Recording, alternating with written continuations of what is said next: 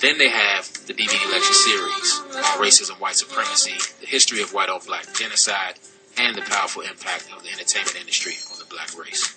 Man, that sounds serious. It's definitely serious, brother. I hear what you're saying, brother, but sometimes I don't have a week to wait for something to come in the mail. You know what I'm saying? It's not a problem at all, brother. All the DVDs are available for electronic download, which you can get same-day delivery for $15 each. Hey, man, I know it's only $15 and everything, but the economy kind of rough, and, brother's pocket's kind of tight, too. Look, brother, that's not a problem at all. For $1 to $2 a piece, you can order any radio program available on the site. Man, so look, y'all got any sisters down with this thing? War on the Horizon? Sisters? Of course. War on the Horizon also features Children of Southampton products. They have the 2009 and 2010 Nat Turner Day weekend celebration. 1831 Turner Street featuring Them Memphis Boys, Brothers Keeper. Okay. Have you ever heard Sister Nefertari lecture? Nah, I haven't. You gotta check out that 500 Years of Dark Skin versus Light Skin. Look, man, this stuff sounds kind of serious. They not preaching hate on it. Yes. Huh? You hate being depressed, don't you? Whoa. Brothers and sisters, we'll see you on the battlefield. War on the horizon. Gotta love it. This content may not be suitable for Euros, Negros, and Homos.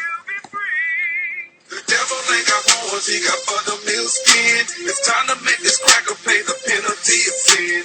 Lynched and hung for the color of my skin. Pay back like that, let's begin like this.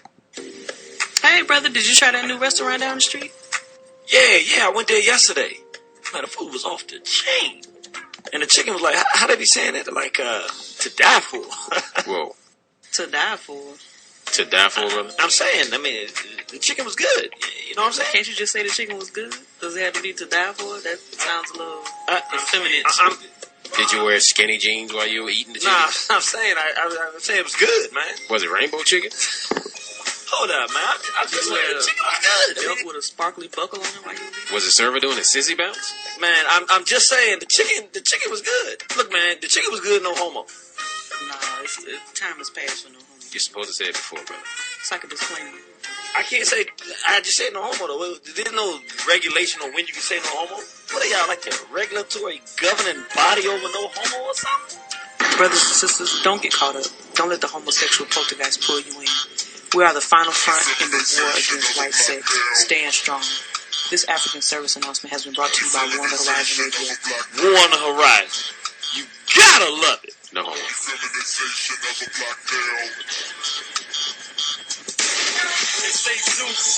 Self-Determination Saturdays at Shanghai City Cultural Center. Do you trust others to protect your family? How will you survive flood, hurricane, house fire, or government collapse? Do you know how to make healthy, delicious food? Are you up to date on city politics, business opportunities, and advancement strategies for Africans everywhere? Can you ever trust those who employ, educate, entertain, advise, and govern you? Isn't it time to cut out the middleman, control your life, and improve your prospects for survival, prosperity, and fulfillment? Every Saturday, share an hour or a day with African Americans and progressives determined to be healthy, happy, and secure. Get the information, insight, training, and supplies you need.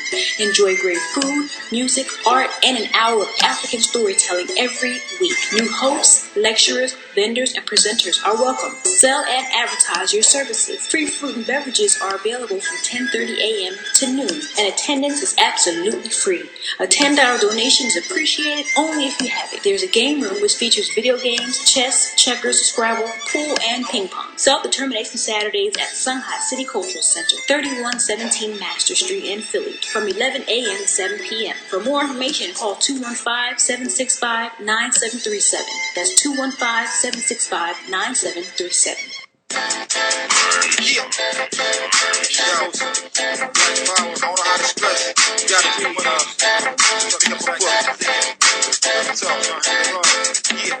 yeah. When I'm home, somewhere all alone, I'm reading, preparing for war with these demons, exercising, practicing my reading, live for a purpose, there's nothing for no reason. I come home, then I work out, clean up and cook, take a shower, write a rhyme, then I pick up a book, maybe some John Henry Clark, Christopher Columbus and the African Holocaust, no need for no college course, maybe some Amos Wilson's psychological development of African children. It's time for some building, blueprint for black power, dropping facts outer. System creates Uncle Tom's traitors and black cowards. Marcus Garvey, yeah, his opinions and philosophies. He's one of the greatest, my brother, he got to be. Come on, no TV, my brother, we got to read. Soldiers gotta be sober, so my brothers put out the weed. Yeah, without sanctuary, they hunger some trees. It's documented. When I read it, I started to weep. I'm up all night studying and falling to sleep. Gotta finish the ISIS papers. This chapter is deep. I'm home, somewhere all alone. I'm reading, preparing for war with these demons. Exercising, practicing my breathing. Live for a purpose, do nothing for no reason. When I'm home, somewhere all alone. I'm reading, preparing for war with these demons. Exercising, practicing my breathing. Live for a purpose, do nothing for no reason. I'm not reading no trashy novels, I'm not watching no Medea. Nah, I'm reading live from Death Row, Bible Mia. Reading some George Jackson, blood in my eyes, I'm a soldier. Just in case you were wondering why the autobiography of Malcolm X gave me self-respect. So if a cracker disrespect, I'm pulling out the check. Layla Africa, African, holistic health. McClure Anderson, black labor and white wealth. Powernomics, most of y'all is hooked on chronics. You better pick up a book, get hooked on phonics. Read on the horizon by the entertaining genie. Yeah, I'm building with the brother every time I go to DC. Black Holocaust 2000, Waddell Jones. And the information in that book is swell dome. Reading some UBP, the die for the people, revolutionary suicide. The music is free. When I'm home, somewhere all alone, I'm reading, preparing for war with these demons. Exercising, practicing my breathing. Live for a purpose, do nothing for no reason. When I'm home, somewhere all alone, I'm reading, preparing for war with these demons. Exercising, practicing my breathing. Live for a purpose, do nothing for no reason. Peace, everybody, and welcome to the Message to the Black Fam show. First of all, I want to apologize to everybody who tried to listen to the last broadcast. We had some severe technical difficulties, and a lot of people tried to call in but could not get through, so we couldn't take callers. So we do apologize for that. I don't know if it was just an accident or a blip with the system or if it was something more sinister than that. I did notice that right after we had that the technical difficulties on that show, I started having some issues with my blog. So I don't know. Maybe it's coincidence, maybe not, but I do apologize. And luckily, everything is up and running today. The topic of today's show is Education Revolution. And I thought that that was very important because I know most of us have been victimized by the public school system. I know I certainly was. It doesn't serve us well at all. So, you know, we need to start getting into either moving our children into African-centered schools or, if that is not available, homeschooling children as much as possible. And if you can't homeschool your children, at least take an hour a day to undo some of the problems that have been done, you know, to your child all day in school. Try to undo some of that. I know personally some of the things that I've noticed in the public school system occurring with children is that they're likely to have low self-esteem, self-hatred is bred into them. They generally have a lack of critical thinking skills. They start having a sheep mentality where they just become followers. They're taught acceptance of homosexuality, whoredom, integration, multiculturalism, which is suicide, and any other kind of deviancy you can think of. They become very comfortable with a prison-like atmosphere, and that's something new. It wasn't like that as much when I was coming up, but that's definitely the case now. Boys are likely to be herded into special ed classes, which leads to future imprisonment because they're taught nothing once they get there. They're likely to be medicated with Ritalin and other drugs. I know when I was coming up, they were giving fluoride treatment to children. They're likely to be pressured into having vaccinations. They're going to learn unhealthy nutrition habits. School lunches are horrible. And they're likely to be molested by teachers, coaches, or even other students. So I think it's a real problem. And so I wanted to do a show to just shed light for those who are interested in homeschooling their children and show that it is very possible. So I have two guests with me today. The first is Sister Jahan, who is a homeschooling mother. She's going to give us some insight in how to homeschool. I also have, I will call her just the student today. I have known her since she was 9 years old, and she's a very impressive young lady. She's beautiful, not only on the outside, though. She's definitely a beautiful sister, but the beauty on the outside is definitely matched by a pure and beautiful spirit on the inside, which has always impressed me. And you'll see when she comes on the line, she's not like your normal college student that you would imagine. And I don't think that she would have that same personality and demeanor had she been raised in the public school system. I know I certainly don't. Do I have my guests on the line with me?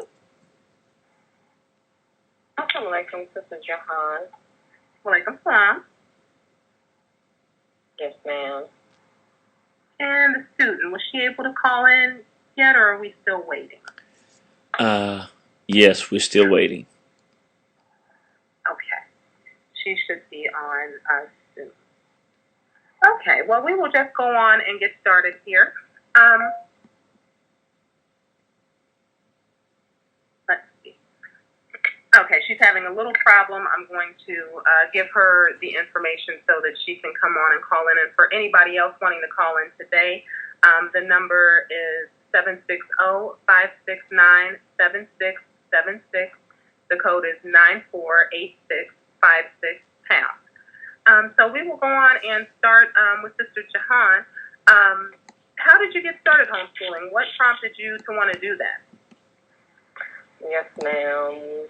Started homeschooling. Well, before I even had children, I just knew that I did not want them in the public school system, probably from the experiences that I had growing up in public school and being introduced to the teachings of the Nation of Islam and knowing that we had to get our children out of the public school system.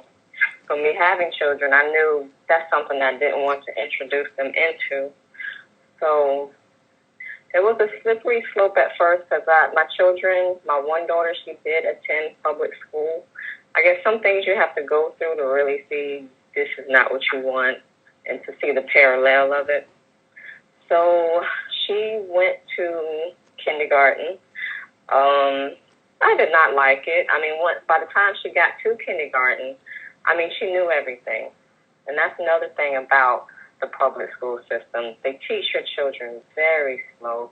The children are extremely dumbed down. So, I mean, that can bore the children. And like you say, they get into trouble. Then they want to give them Ritalin. Then they're extra excited or they're bored. You know, it's just not a good mix. So what I did was I pulled her out of school and homeschooled her. The first time was a flop. So homeschool parents or those that want to homeschool, don't get discouraged if maybe the first time it doesn't work out. If first you don't succeed, try again. You will be successful. Just have faith in yourself. So what I do is just now I have 4 children, so I homeschool all of them. And once you get into the hang of it, you get better with it. But your first step is you want to look online at HSLDA, that's the homeschoollegaldefense.org. You need to know the laws for your state for you to start homeschooling your child or children, and then go from there and then pick your curriculum and see if your state is even going to tell you what curriculum you need to buy, what you don't need to get. Some of them are very strict. Some of them you don't have to report to. So that's the first thing first. You don't want truancy or the man coming to come get children because they're not showing up at school. So that's one thing, the first thing you need to do. And that's what I did. And I'm just taking it from there. Yes, ma'am. Sounds good. And it's funny that you mentioned how slowly they're taught in the public school system, because I know that's another reason I wanted to do the show, because educating our children was such a big deal in the Nation of Islam that the Honorable Elijah Muhammad and a lot of his followers actually went to jail more than once, a lot of them, just to homeschool or have them in our school, the University of Islam. And when they did that, they started right after they were potty trained, generally around the age of 3, possibly 4, and they didn't start off in preschool or kindergarten. They started them right in first grade. So you had basically 3-year-olds who could read and were learning to write and were way advanced for their age. So I think that that's very important. A lot of times it seems like they think that our students or our children are slow. And the fact of the matter is they're just bored. They're bored out of their mind. No, I wasn't bored. It was so boring. I'm sorry to interrupt, but I made it. Okay, yes, ma'am. That's the student. Yay! Yes, in Detroit, we are having all kinds of weather problems, so we are just glad that you were able to make it on. We definitely know how that goes because the power shuts off in Detroit every time the wind blows. We don't have utilities like the rest of the country. Yes, that's definitely the truth. It's a little ghetto up here. Got to bear with us. But, we were just getting started talking about the curriculum and how when you homeschool, you can kind of set the pace for how your children learn, so it's not so slow where they're bored or what have you. Now, you were homeschooled. You've never been in public school, correct? I believe my mother told me I was in Head Start a long time ago, but I was taken out when I was 3. It was for a very short time, I want to say. But other than that, no, I've never been I've never been public schooled. Yes. Now, what is your opinion on homeschooling? Do you think that you missed out on anything, or what benefits did you think it had for you? I do not feel like I missed out on anything. If anything, I feel like I may have missed out on drama. That's the number one thing everybody keeps telling me is that, oh, you missed out on so much drama, which I believe is true, because I think that drama can be very, very distracting, and that may end up is what's happening. But I know I want to do it. Overall, general, I know that's something I'm definitely going to try to do in my own household when I get older and have children, because I do find it to be something positive, and it's relatively, I wouldn't say too hard to do, depending on where you live. It's not difficult to do at all, and the benefits outweigh any difficulty, I feel like. Because, number one, there is all of that, the type of people that you have to deal with when you go to high school. You have to worry about what high school you're sending them to, or you have to worry about, what is the area, how am I going to, transportation, all of that. So I appreciate that my mother took the time out to go ahead and have that done for me.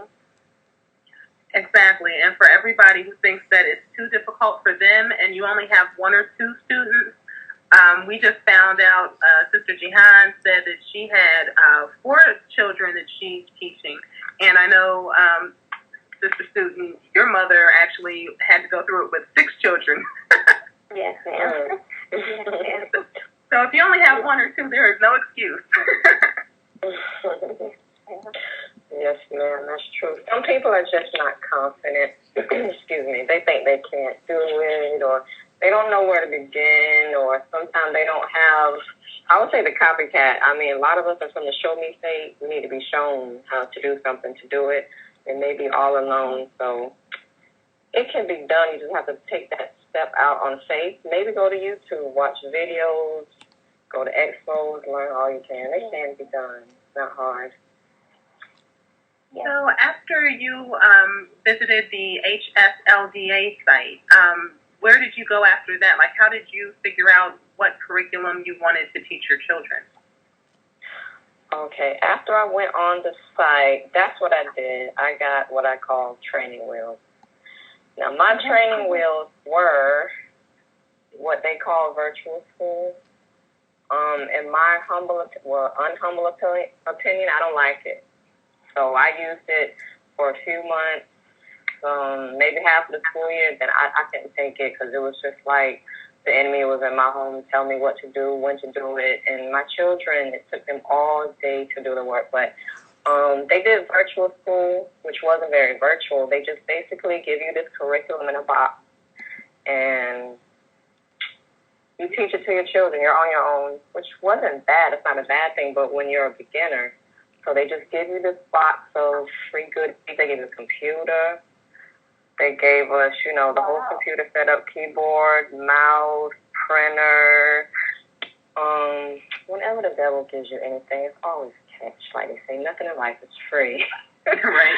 So, they put us through HE double hockey sticks. I was like, this is enough. I had just had my baby, and, you have to do these check-ins every day. Check in with them on the computer and do these assignments. Oh. They didn't tell me this at first, so for months I didn't do it, and then I'm behind. Then you have to scan in, the tests and these assignments, with the printer scanner that they gave you for free. I was like, what am I doing? I might as well just send them to school. And I have to talk to the teachers on the phone. So that's what I did to get started with my curriculum. And so I sent them their computer and everything back. I kept some of their books. I didn't want to be charged enormously for their little cheap Dell computer, which I knew was going to die anyway. So I just ate the hay and spit out the sticks and kept the math books and things like that. And for my curriculum, I don't like box curriculum because everything in there you will not like. Some things, like the public school system, was too slow. They gave my child, she started with a kindergarten curriculum that was basically pre-K. Her numbers, she already knew her numbers and her ABCs, and they want to take her through all of this. So my daughter is like, this is easy. Like, she loved it because, she was just that child. You'll have that child that's like, oh, this is easy. My her sister, her oldest, her work is hard. Mine is easy. This is awesome. She do it in like maybe less than an hour. Okay, I want to go play. See, she wasn't being challenged. So that's how I started. And what I do with my curriculum, I just piece it here and there. The world is my curriculum. The teachings are my curriculum. MGT workbook, Message to the Black Man. They have to first get that knowledge of self, which is the knowledge of God, knowledge of self, two and the same thing. They must get that first. So that's vital. That's something they're not going to get in the public school system. They wanted to start I think she was second or third grader, off with Greek mythology. I was like, you know what? Wow. And a big book of the U.S. presidents. I was like, see, that's that right there that I don't like. But you had to do it because you got a box curriculum and a free computer. So I was like, no, man, we're not going to learn about Prometheus and the flying unicorns and stuff before you learn about your blackness and your black self and who is Allah. Yes, so we just take curriculum from here and there. Don't believe the hype. You don't have to get a big box curriculum for $600 and all these enormous prices. All you need is yourself, the world, pen and paper, or something like that. Just don't stress yourself out. And I know a lot of people just kind of go off of what the child's interest is and kind of develop it around the child to develop their talents or their interests, which is great because a child has to be well-rounded. They need to learn, math and history and everything, of course, from a Black perspective. But to have that freedom to be able to really engage your child and develop your child, I think is a great thing. Sister Student, what kind of curriculum did you learn when you were in school? And also, when you homeschool, it's not like going to a public school where it's all day long. You can really, because of the one-on-one contact, do it in just a few hours, I believe. So what kind of things were you doing? What was a normal day like for you? Well, in the morning, we woke up around maybe 5:30. We were usually dressed by 6 o'clock. Class would start at 6:45 to 7 o'clock. So from being dressed by 6, because that was not an option to not be dressed by then, even though, and we tried to argue that a lot, like, well, class doesn't start till, no, we had to be dressed and ready. So we were allowed to maybe watch something, like an educational cartoon or something before we started. And then class would start. And, well, for a long time, because I will say, like the sister was saying, I actually was using for high school. I was using a curriculum that was online. It was a program. I didn't have to check in and all of that, but we'll get to that later when we talk about high school. But for then, it was very individualized because my little brothers and sisters were maybe not two or three. They're many years younger than me. And my brother, Mom was able to develop different things for us. So they were doing fractions and all of that. And she was teaching them math and science, giving us papers mostly. That's what we would do. We would go to a teacher. I can't remember the name of it, but it's basically a teacher store. I know that's what we called it. We were always excited to go there. Like, can we go to the teacher store? Because they would provide you with all kinds of not only books, some really, really good books that you have your choice from. So you wouldn't just be restricted to getting, let's say, this one math book or, a choice out of maybe one or two science books or one or two geography books. You could really sit there and choose a book based off of what your needs were, what you wanted to do, how you wanted to approach it. Like, I know, for example, I used to love geography time and that's how it worked. We have a subject with every separate hour, and class would be from 7 till 12:30 or 1 o'clock, depending on how much work we got done and all of that. But normally from 7:30 to 1, or 7 o'clock to 1:30, 1 o'clock. But each hour would be set aside for a different subject. And then some minutes within that hour would be set aside for homework. So say, for instance, I know, if I remember correctly, math came first, science came next, then we had a short break, then English, and then geography. And that really built up, that was the foundation for what we learned. But the books, my mom chose them based off of what she felt like we needed. So, for example, geography, like I was saying, which was my favorite, she chose a book that I actually loved that book because it was fun but educational at the same time. We got to color in states and countries and do research at the same time. Like, well, what is the major resource of this state, or what is the major resource of this country? What is their population? What is their language, et cetera, et cetera. So that's how we did it for a while, up until I was about 12. Yes, ma'am. And what level are you in now in college? Now in college? Uh-huh. Oh, right now I'm a junior. Wow. And what is your major? I'm getting a BA in biology, and I'm minoring in English, and I'm also pre-med. And did you have any issues getting into college? Because I know I hear that a lot. Oh, your children are going to have problems. They're not going to be able to go to college, whatever. Did you have any issues? Well, as for the option of, like I said, for high school, I did use a box curriculum, like the sister was saying, and that enabled me to receive a high school diploma. So I did not, and transcripts. So I didn't have a problem getting into college. There really was no issue.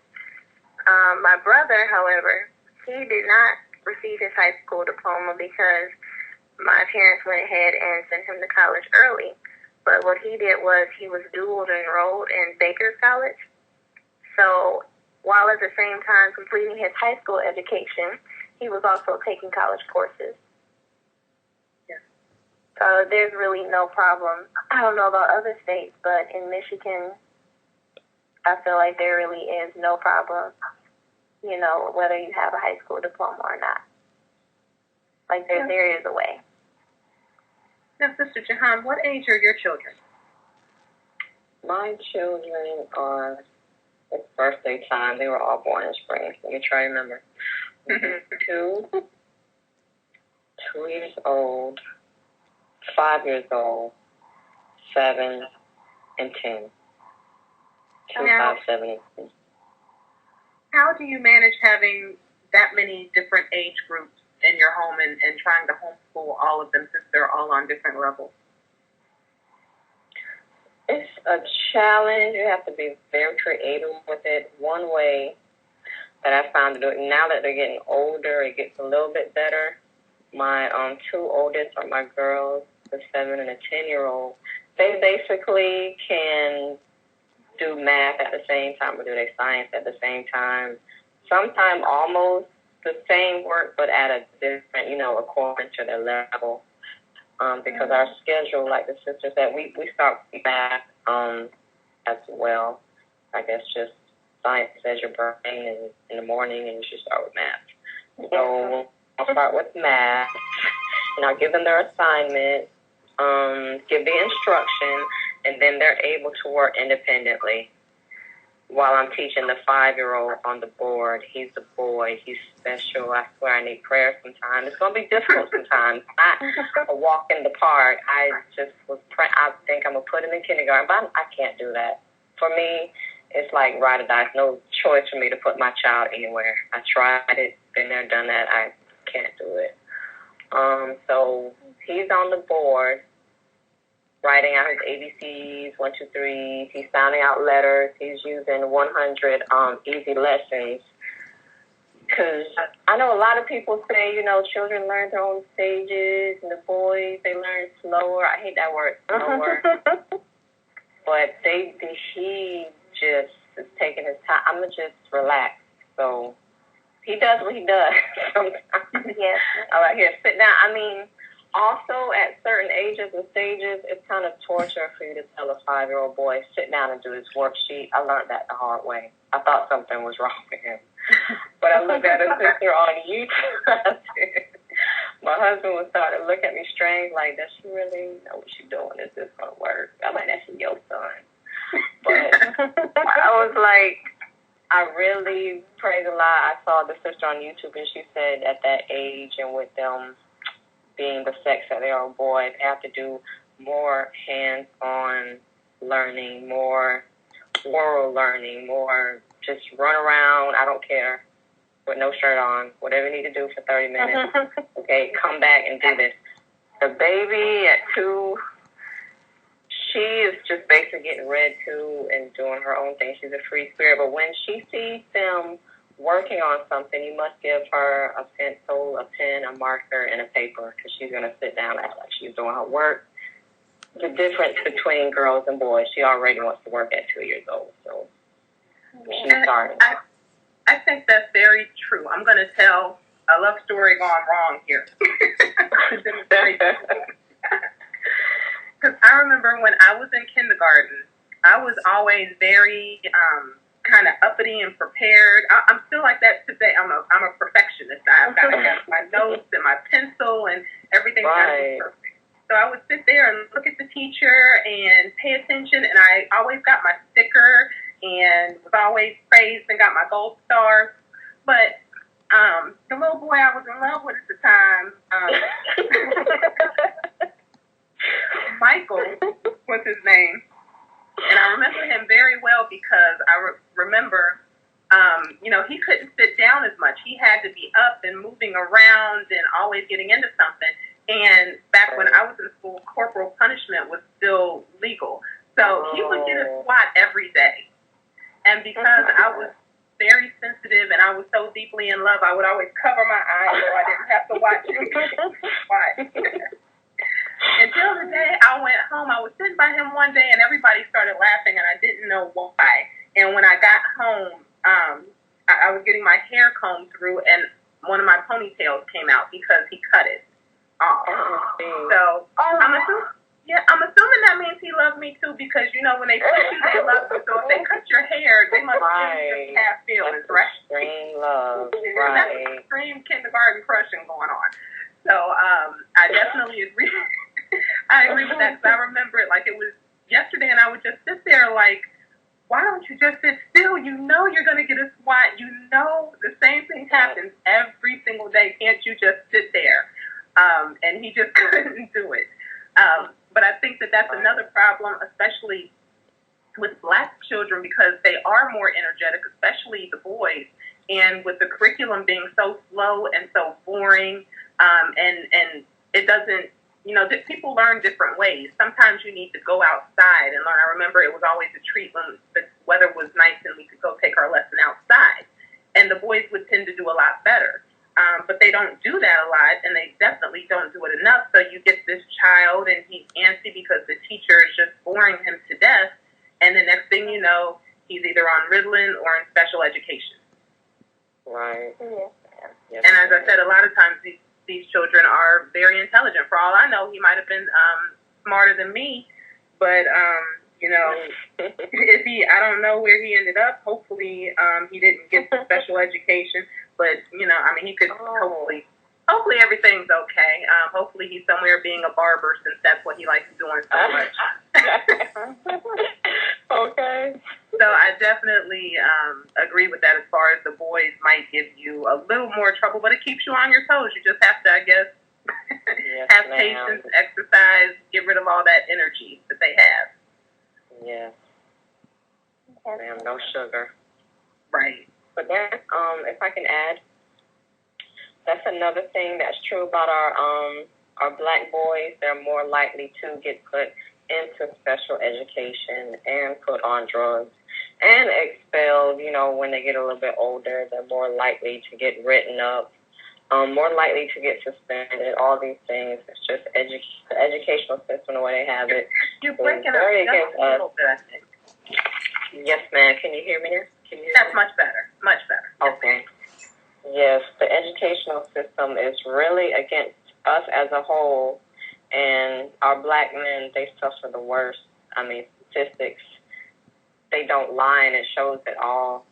Because we just say, our men they just bad, they just dumb, they criminals, they just a victim. They're a victim of the society. Maybe because I'm getting close to the fan. You're breaking up again a little bit. Okay. I'm done. Could you repeat the last thing you said? You were breaking up. I didn't quite hear you. Oh, that our men are a victim of the society and the educational system, because what they'll do is drop out, after all the difficulty, and most of the teachers in the system are white females, and that's by design, and they're scared of our children. Our black males, especially when they get up in age and height, and it's just downhill from there. They'll drop out. It is, and not only are they afraid of our students, of the black male students especially, but if you think, and we don't think like this because our minds aren't treacherous. That's not our nature. But right. They do well and they succeed because of the system of racism, white supremacy. And in order for them to continue to succeed, they have to uphold that. So not only are they afraid of our children, which they are, definitely afraid of black men as well, but in order to secure a future for their children, they have to oppress our children. So even if they're not scared of a black boy, they still have to do whatever they can to kind of keep them down, because if they don't oppress that black boy, he's going to grow up and succeed, and that's going to risk her child's future. So you have to remember, when you're dealing with a mother does whatever she can to protect her cubs. Even given their nature, they still want white supremacy to live on, so they're going to do whatever they can to help their children out. And we all know if the playing field's even, it's no question their children are not going to achieve more than we will on an even playing field. Right. Now, Sister Student, did you notice with you and your brother, was there a difference? A difference as far as learning styles, or did they have to do anything special to keep his attention, or was he able to sit there and do the curriculum the same as you? Oh, he was, but with my help. No, we did, especially because we got put on the program at the same time for the high school, because we're only a year apart. We got put on the program at roughly about the same time. And to my knowledge, I don't remember him them needing to, adjust so much for him, really, because he would sit there and study, or maybe it was because our parents we knew they didn't play no games. That's true. But we were pretty much able to sit there and study and get it done and get it knocked out. And I would ask him for help, especially with math. I only made it through math with him. And I know, I definitely helped him out a lot with other things too, with some other things. But it was really not too much adjustment.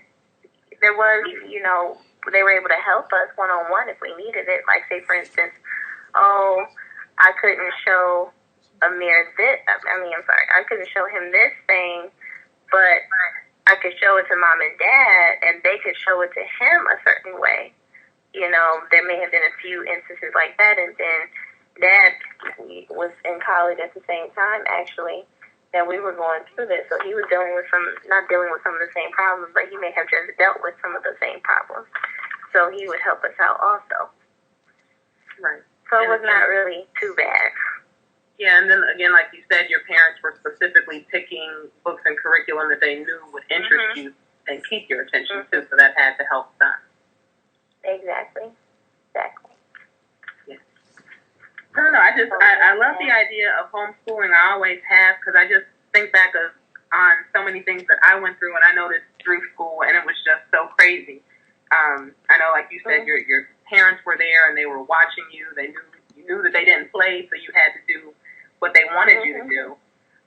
And I just also, I like the idea that you can take, even if you're using a standard curriculum, you can take it and teach it from a Black perspective or a religious perspective or however you want, and actually mold the mind of your child.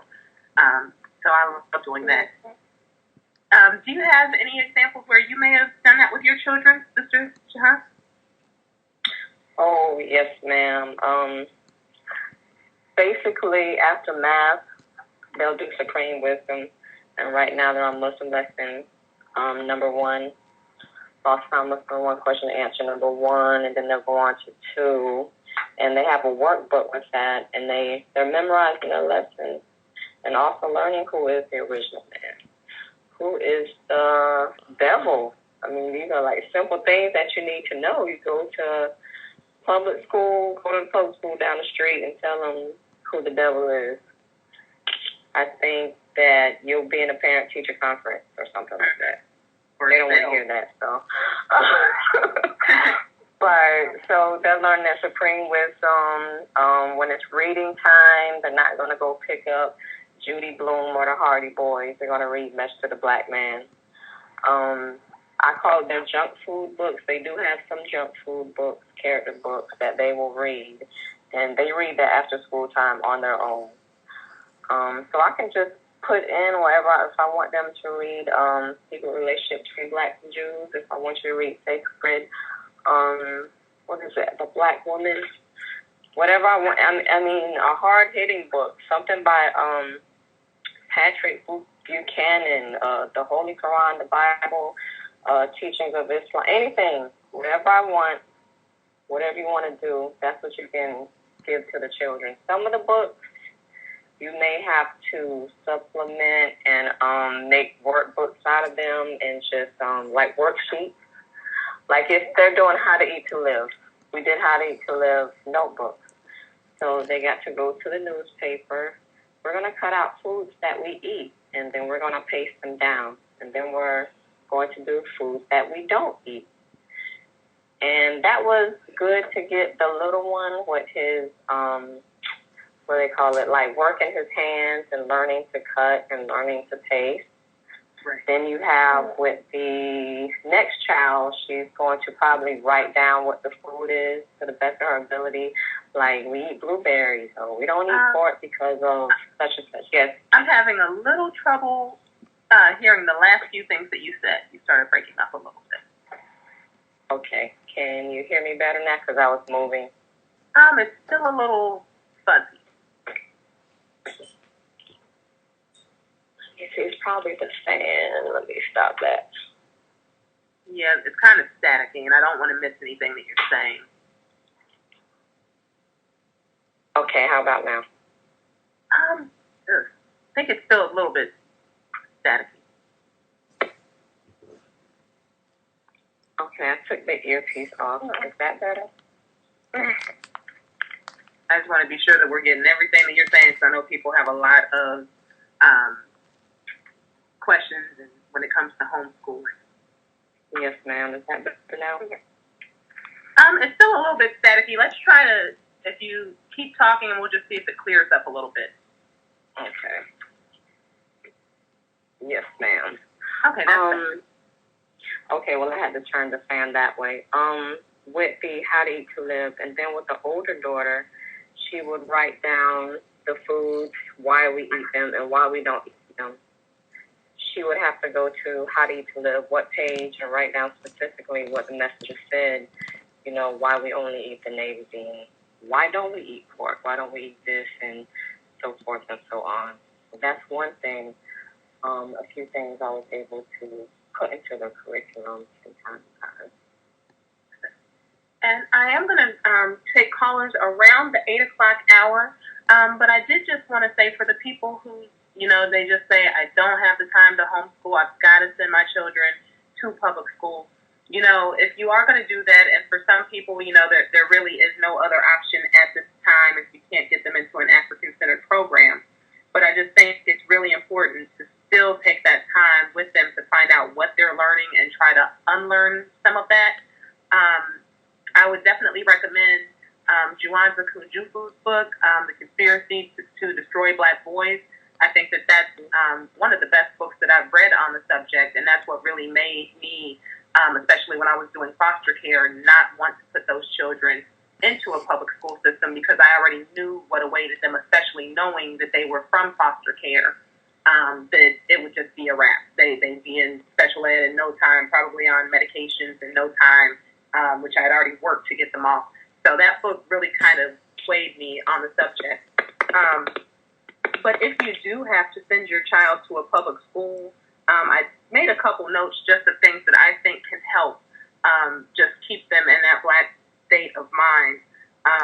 One thing that they are really being bombarded with now, and it's different because I wasn't when I was a child, but I know they are now, is Germany's, what they call the Third Reich, which was where the so-called Holocaust took place. And, you know, we're really being forced to try to have some kind of sympathy for Jews and what they went through when Germany was trying to rid themselves of that problem. And one way that we can counter that is to talk about our own Holocaust. I know we went through that with my stepdaughter. You know, she kept talking about the Jews and the Jews and Jews, and we're like, no, you need to learn what we went through, because what we went through were 10 times worse. But it's not just what happened during chattel slavery. If you look up the Germany's Second Reich, they actually had a Holocaust in Namibia. And basically almost everything they did to the Jews, they did to us in Namibia, just so that they could get our land. They exterminated them. Same way as the Jews, they sent them on trains. They went to concentration camps.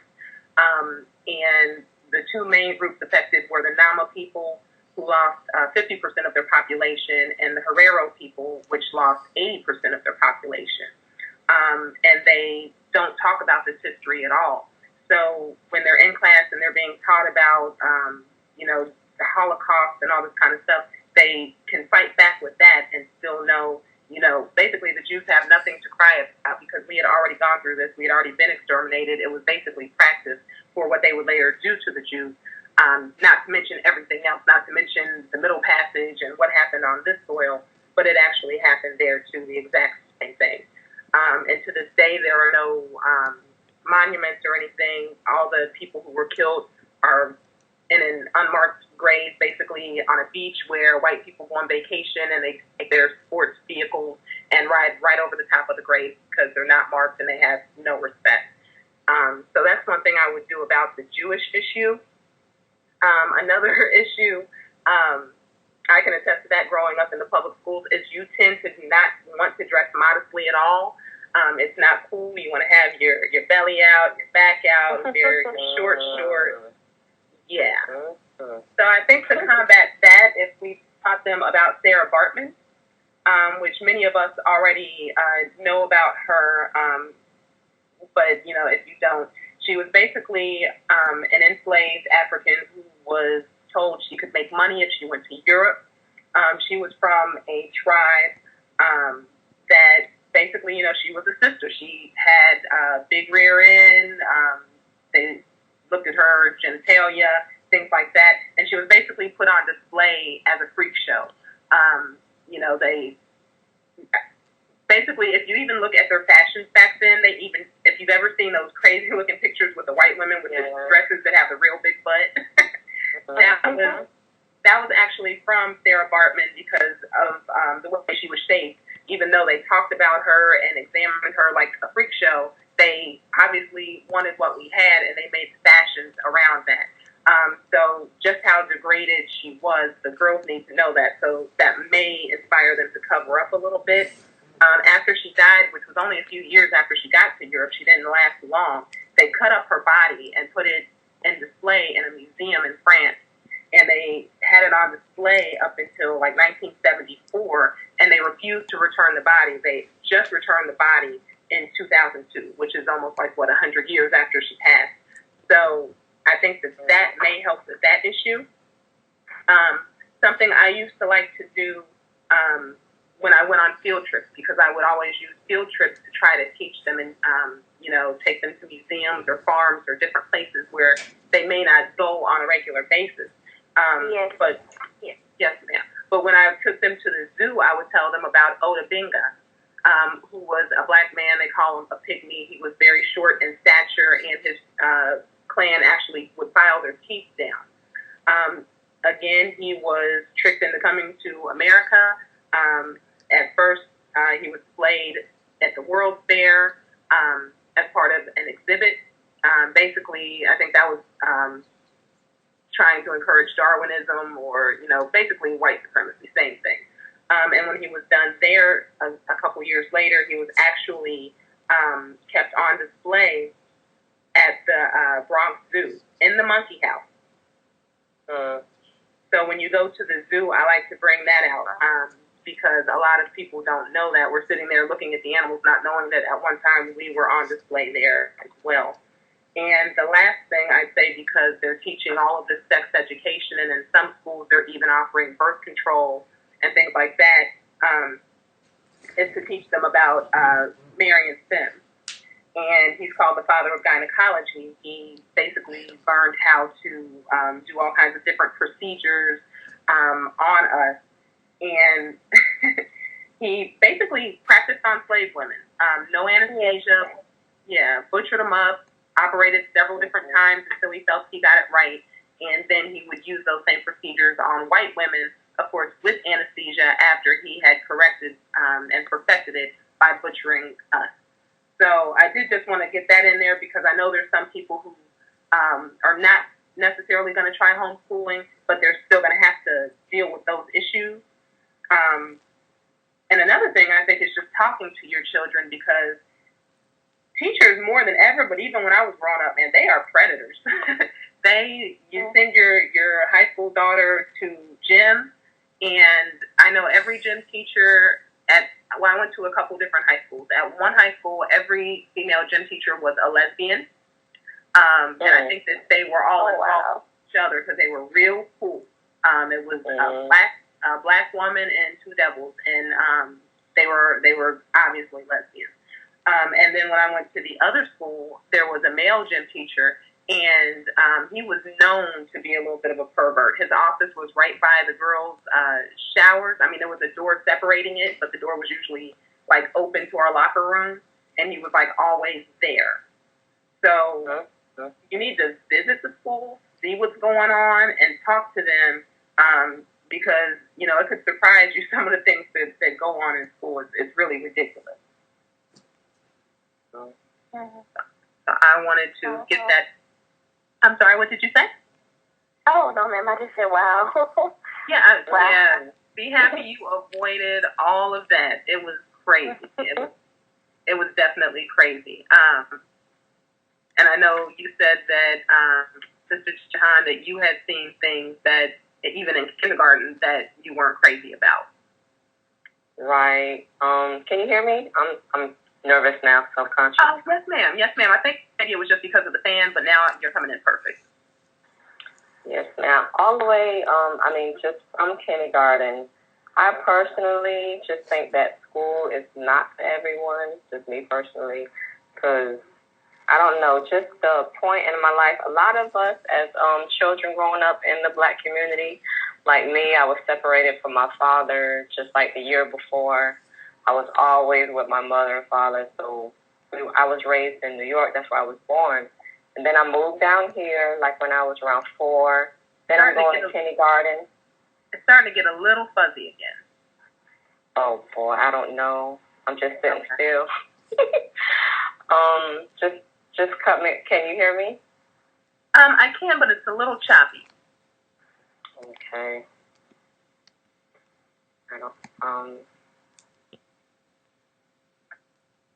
I lost my train of thought, but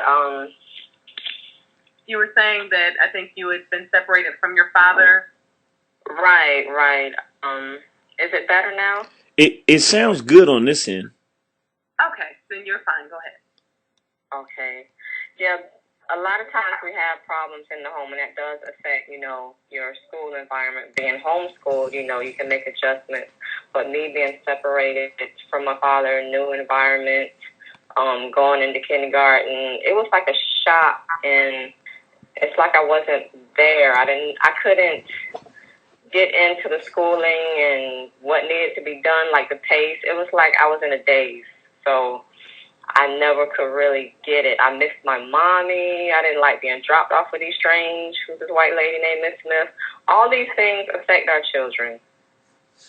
So let's say you had your child with you for like 4 or 5 years, then you're going to basically go drop them off white folks who they're probably not used to. They're not used to not being at home or being away from you. It's a big shock, and all children will not adjust the same.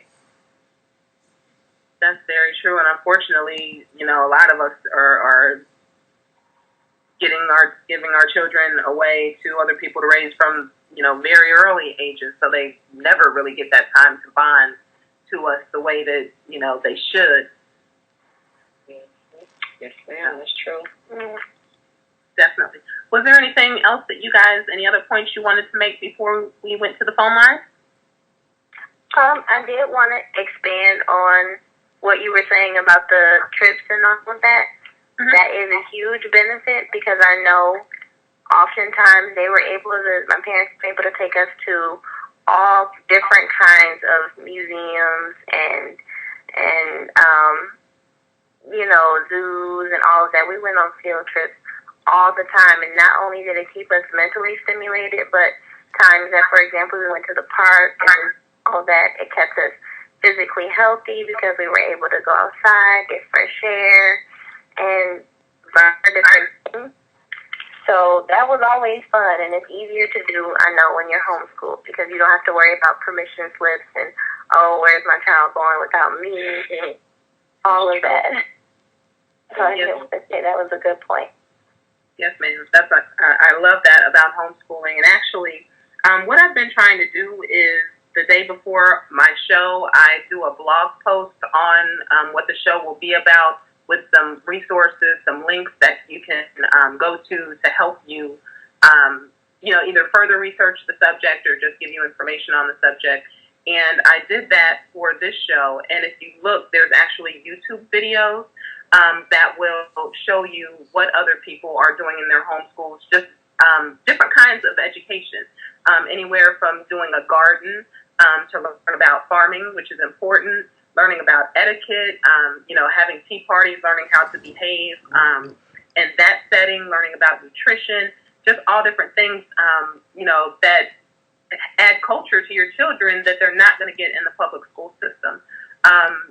And I'll give you the blog address. Hopefully it's working because, like I said, since that last show, it has had some suspicious issues from time to time.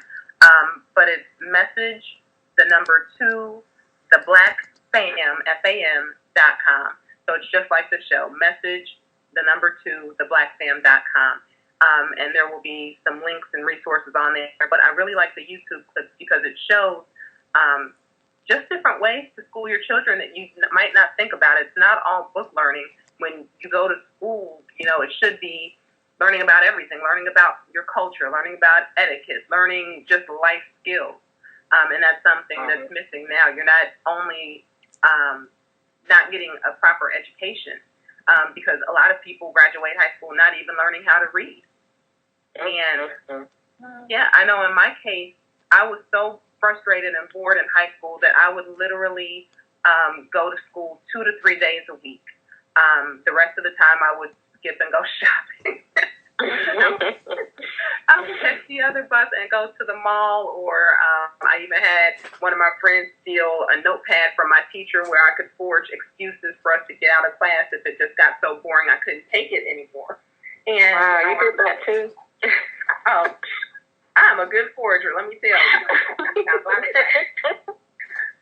Because it was just so boring. And the teachers would get mad. I remember my anatomy and physiology teacher saying, this isn't a correspondence course. And I said, well, what are you going to do? Because I'm making straight A's, only being here 2 or 3 days a week. And they couldn't call like truancy or anything like that because I was acing everything. And it got to the point where it was either I had to graduate early or I was going to drop out. I was just going to get my GED because I just couldn't take another year. And I needed 1 extra credit. So I went to night school to get my extra English credit. And I graduated at the end of my junior year and went straight to college. I think that I graduated like in 2 weeks later. I was enrolled in college because it was just that boring. So I know what it means when you go through that, because even though I was so-called smart, and I really don't think I was smarter than anybody else in my class, I just couldn't take it. It was so boring. It was horrible. And I think that I would have been a lot better served had I been homeschooled or sent to a black school where I was learning something. Because also around that time, I graduated when I was 16, and I had just got into the nation around that time, so I was learning about myself. I had already dabbled, in knowledge and stuff, but I was really learning about myself and the devil, and I knew that what they were teaching me were lies, and so on top of being bored, I was really getting ticked off. And, normally I'm kind of quiet and shy, but I was getting to the point where I was ready to argue with these teachers, and it just wasn't a good thing. So if you have a child, like that, or a lot of people, they just don't do the work. I have a stepdaughter. Both of my stepdaughters are very, very intelligent. But one is like me. She really excels in school. And the other one, she does good in school, but she doesn't apply herself because it's so beneath her. And I understand. I can't even get mad at her because I understand. So don't think when they tell you that your children are dumb or they aren't doing well, they need to be held back. That's usually the worst thing, because a lot of times they're just bored. Yeah. They're just bored. So, Brother Jeannie, do you have... I'm sorry. Brother Jeannie, do you have... Oh, go ahead. I'm sorry. What you were saying about your second stepdaughter, see, that was me in school. All through school. I knew I was a smart child. Well, actually, to tell you the truth, at that time in school, the way the system was set up, I was like, maybe I'm not smart. Maybe this is not for me. I didn't apply myself. I didn't like school. It was boring. I hated it. They say the big word with homeschooling is socialization. Right. Like, how you socialize your children. I mean, that's the only thing I went to school for was to socialize. And I barely passed. I passed with a 1.6. I just went there to show up to the grade because my mama told me I had to go, just like church. Had to go to school. I was just there to, dress up and look fancy, go to class. As long as I got a D, I passed. But, I know I'm not unintelligent and that, nothing was wrong with me. But I was like, oh, God, I can't stand this. That's the way some children will be. And it's funny you brought up the whole socialization thing, because I was actually talking to the student before we got on the show, because I think that's a big thing that people were worried about. Oh, your children are going to be so weird. They're going to be freaks. What's wrong with your children? And, as you can see, she's been talking. She is highly developed, highly civilized, highly refined. As I said, she's beautiful outside, and her character is just as beautiful inside. So, what do you think about the whole thing about socialization? Wait, you addressing that question to me? Yes, ma'am. Oh, I will say I was concerned at first when I got to school. I was really, really shy, completely shy when I was younger, up until I got to my first semester of college. Then I kind of came out of my shell, so to speak, but almost a little too much. So, so I'm glad. That's why I'm glad I did it in the summer, because I started off with a summer semester. It was relatively slower. I could see how I would do because I wasn't used to handling multiple courses at one time. With the program that I did for high school, I was able to focus on a single course at a time and give all my attention to that. So they had me take summer classes just to see how I would do and if I would be okay. But once I did get there, I did move a little bit faster. Like I would say, my actions moved more than I knew what to do with them. You know what I mean? So I was outgoing in a way, I was friendly in a way, but I didn't know what to do with that. You know what I mean? So it was kind of a little rough at first. I wasn't nervous so much. I just said, okay, well, I'm here. You know, what happens, happens. I'm gonna do my best. I'm gonna do what I can and do my best and act like someone that my parents would be proud of. But then I calmed down when I got to fall semester. You know, met more people, calmed down. It was fine, actually. It was good, and it's only gotten better, I would say. So it was not a huge concern for me or my brother. I know for Amir, for my brother, for my brother, it was a little bit more difficult because the people who were going to Baker College, he went, like I said, when he was younger. He didn't finish up to get his high school diploma like I did. He put in at about 15, 16. So he was going to school with people who were 18, 19, even older people. So at first it was difficult for him, but he was able to keep up as well and had no problems at all. So I don't think we're not all crazy, weirdo, isolated, introverted people. We really aren't. No, and I That's think a stereotype. I think if anything, what I've noticed with your family is that it's made you closer. You're very close. There's not like with the siblings, oh, I hate you. Like, I didn't like my brothers growing up. I was like, look, I can't wait to get out because y'all getting on my nerves. I don't like none of y'all. Because you guys grew up together and you were each other's friends. I see a real closeness there. So I think that from what I can see, it's this thing. Well, I could say there was that, but then we were also connected to other families. Mm-hmm. So I will give that the credit for preparing me. I wasn't totally isolated at all. We were connected to other families, other children, had friends, and all of that.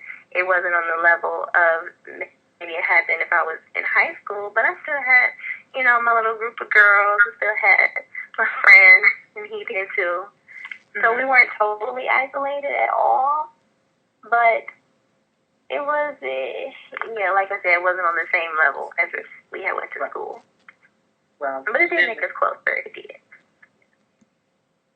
All right, Brother Jenny, do we have any callers? We do. All right. 6051, you're live on Warner Horizon. Assalamu alaikum, sisters. Alaikum salam. You, Brother Genie. All right, how you doing, brother? Question for Sister Najima. How was the transition from, I say as far as socially, from going from homeschool, going from homeschooling, to the college atmosphere, and particularly dealing with white people. The first school that I did go to, it was a predominantly white school, and it wasn't hard for me. I didn't have too much of a problem with it. It was more so they wanted to learn. They kind of wanted to know certain things. They did ask questions, but more so they didn't know how to treat me, which is why, not something I would have done in the first place, but why we weren't really close like that, because they're like, oh, they wanted to treat me normally, but at the same time, they kind of tiptoed around certain things because they didn't want to offend me. So it wasn't bad. They sort of made it easy by doing that. I didn't have to worry about too much. That doesn't mean I didn't have to go and put some people in their place for a second every now and then. There was only maybe one incident like that, but where I had to remind someone, like, no, that's not who I am. But other than that, it wasn't bad. They made it really easy. Okay, yes, ma'am. Oh, yes, sir. It wasn't bad. Any other questions, King David? No, ma'am. Just had that one. All right, Paula. Oh, you know what? I have a question for you. I know we've been talking about public schools quite a bit, but I think in the past you have mentioned that you went to a private school, and that was an experience in itself as well. Can you tell us a little bit about that private school experience? Yes, ma'am. I was in the 5th grade. It was a Catholic school in St. Louis, Missouri. And that's when I really had my first experience dealing with evil, wicked white women. That was my first. They had the head wraps, they had the long skirts. They looked harmless. They looked, like they were just the nicest women you can deal with. But those nuns, those are some evil, evil white women. And that was a horrible experience. I would never send my children to a private school, particularly a Catholic, any Christian school in general, but Catholic school in particular. That was a horrible experience. And I know we don't use the N-word on this show, but N-word was all the brothers who were there. That was our name. They didn't call us by our name. We were all the N-word. Wow. And the nuns, they pretty much told them to call us that. The girls didn't have any, they didn't have too many issues unless they said something about it, but they targeted, the black boys. I'm sorry. If I gotta just, I don't know if I heard that right. Are you saying the teachers would call y'all that? Yes, sir. We were, brother, that was an income. Yes, sir. I mean, the school got shut down once. We kept telling our parents, what was going on, and our parents finally investigated and shut the school down, but I went there for 2 years before our parents did anything about it. Because they didn't believe you. Yeah, yes, sir. And my father was a Negro preacher. My father didn't believe me at that time. But, and I thought what was even more interesting, you said the girls didn't have any problems, but you were saying that they would tell the girls, what about the boys? Oh, we're evil, we're dirty. Get a white boy. Don't get one of those evil little ends. They're evil, they're dirty. Basically what you see today. Uplift the black woman, destroy the black man. They were destroying her. Even during that time, we're talking 1980.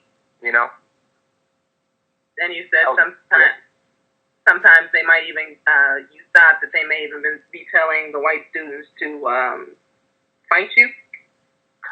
Oh, yeah, we got jumped all the time. There'd be 4 or 5 of them jumping us. They, get us on the playground. And the nuns would see us getting beat up, and they wouldn't do anything about it. They were evil, wicked white women, And I dealt with that for 2 years until they shut the school down. Like I said, my father did not believe, and none of our parents believed us.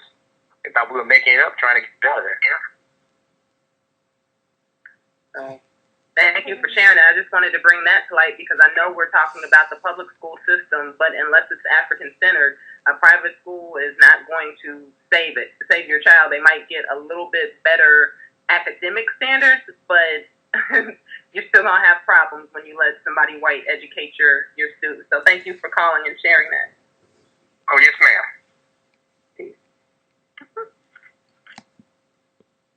All right. 5053, you're live on the Lady Shabazz Message to the Black Fam show. Black power, black power. Black power. Kabidi Fahodie, King Samir. Oh, salam alaikum. How you doing, King Samir? I'm fine. Walaikum salam. Beautiful show, Queen. I finally get to catch it. Finally get to catch the show. I'm blessed by your presence. Yeah, this is our political education meeting night. So normally I'm not able to catch your show because our meeting is from 7 to 9. So fortunately and unfortunately, we didn't have our meeting tonight. So I said I'm definitely tuning in to Lady Shabazz's show. Thanks. So I have a question. I have a question. Okay. Very serious question here. I've actually strived to homeschool my children. And the thing I kept running into was timing. Okay? So I started sending them to African liberation schools and different things. They unfortunately shut down, lack of funds and all that. So I had to end up sending them to the public school system. But I would definitely reaffirm, definitely played a major part in their schooling. So much to the point where the principals asked me to actually try to get a job at the school. So I turned that down because I knew there was going to be no way about it. So I've been through that process trying to engage in their minds the knowledge of self and the greatness of our people. What I found, sis, my queen at the time didn't want the children to be homeschooled. So it became a very big conflict in the home. So how does a man handle that type of conflict where his woman, or vice versa, where the man may not want the child to be homeschooled? How do we deal with that?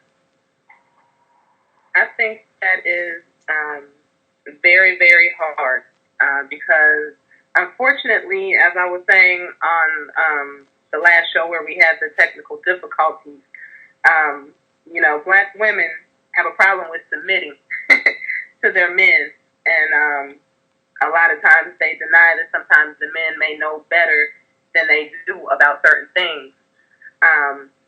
And unfortunately, the legal system is set up in a way that the man has very little say over his children. So even if the mother is dead wrong, even, situations where the mother may be on drugs, may be unstable, whatever, it's hard to get custody. It's hard to get that legal say so that you can do what's best for your children because they don't want you to do what's best for your children anyway.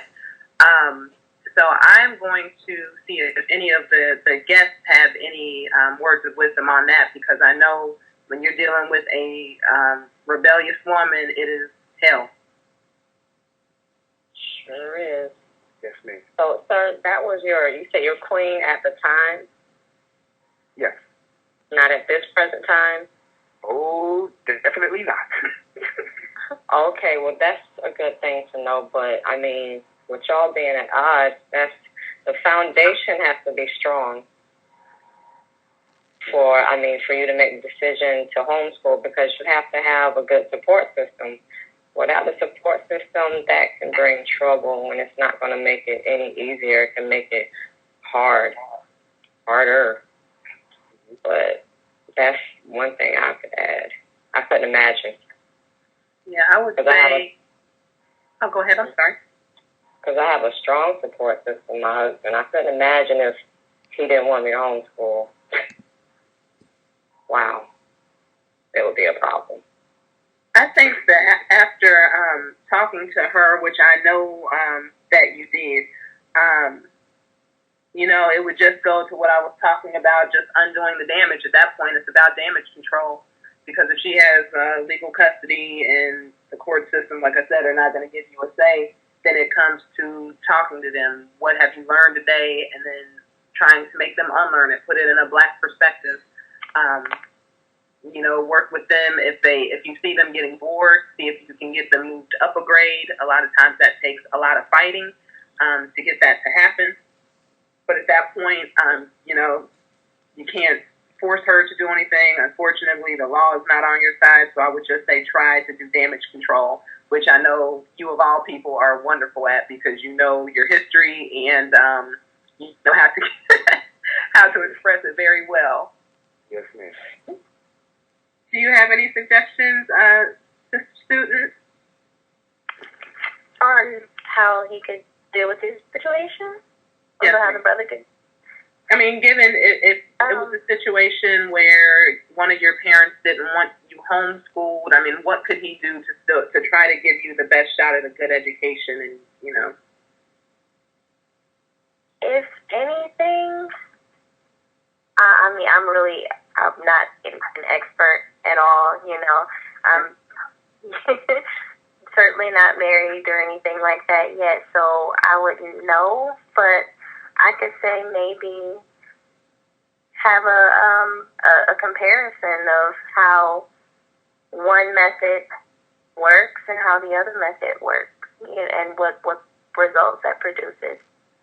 Maybe just have a little time spent here, and then maybe would she be willing to see what happens after they've been homeschooled for a little bit, and hopefully that'll add to your argument. But other than that, I really can't say. Or maybe even take advantage of the summer where they're out of school to try to do some homeschooling and see how much further they can get and if they benefit from it. And, if you homeschool from June through August and you see a huge change, then she would really have a problem explaining why she's still opposed to that. But I think that summer would be a great time to start that because they're not at school anyway, so it wouldn't interfere. Oh, yes, ma'am, that's true, too. That's true, too. Because ultimately, both of you want what's best for your children. So, I also wanted to add a lot of us, being that we can't homeschool. I mean, you can homeschool, even though if they're going to public school. I remember a sister was saying, she had to work and she was a single parent. She had to send her children to school. But when they came home and the days when they weren't home, she had like a chart up and she would have like lessons on it, like the Supreme Wisdom lessons. She had like black faces on the wall. And so they were constantly learning about themselves, the lessons. So when it was time for them to, like, say, recite to the nation at a certain time, they already knew everything of the Supreme Wisdom and about blackness and, like let's say, Harriet Tubman and the black people that they want to give us in the public school system. They already knew about these people and these things. So she basically was homeschooling, but she did it after school, and sometimes that's an option that we may have to take. I don't know what your situation is or how often you see the children or when or what days, but sometimes that's necessary. Did that help at all, Brother King Samir? Yes, ma'am. Okay. Well, thank you for calling in. I appreciate it.